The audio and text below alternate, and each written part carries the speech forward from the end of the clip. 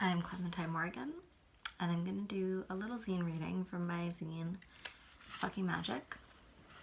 This is the 5th issue. You can find out more about my work and buy my zine at my website, which is clementinemorgan.com. And also, if you want to support my work, which would be greatly appreciated because I am a writer living off my work, you can check out my Patreon, which is patreon.com/clementinemorgan. And there you can not only support my work, but you get access to a whole bunch of my writing that you can't find anywhere else.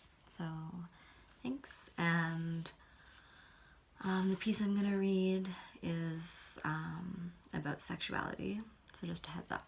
And it's called Carnelian4RoseQuartz. In the bathtub, the water scented with eucalyptus and lavender, I lay back in her arms and she rubs my shoulders. She says she's too tired to fuck because of the orgy she took part in last night, and I tell her that's perfect. Let's just rub each other down and fall asleep in each other's arms. The bath was her idea, and what a good one. I tell her she's a highlight of my trips back to Toronto, and it's true. She's this beautiful, bubbling, shining light, living her best life.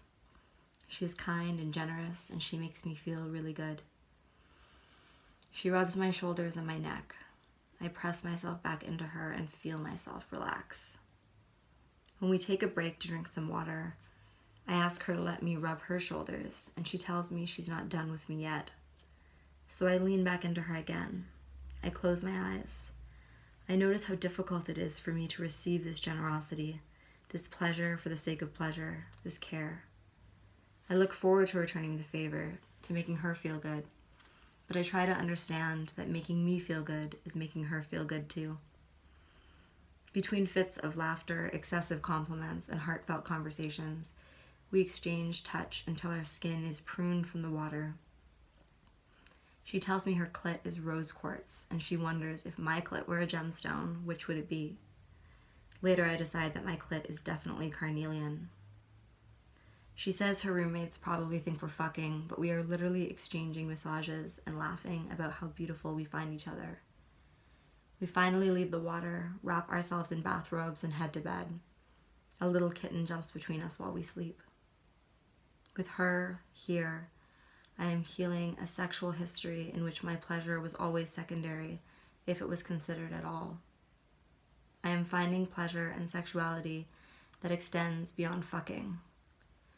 I am deep in the erotics of care. So thanks for listening, and thanks so much for supporting my work. Again, you can find out more at clementinemorgan.com.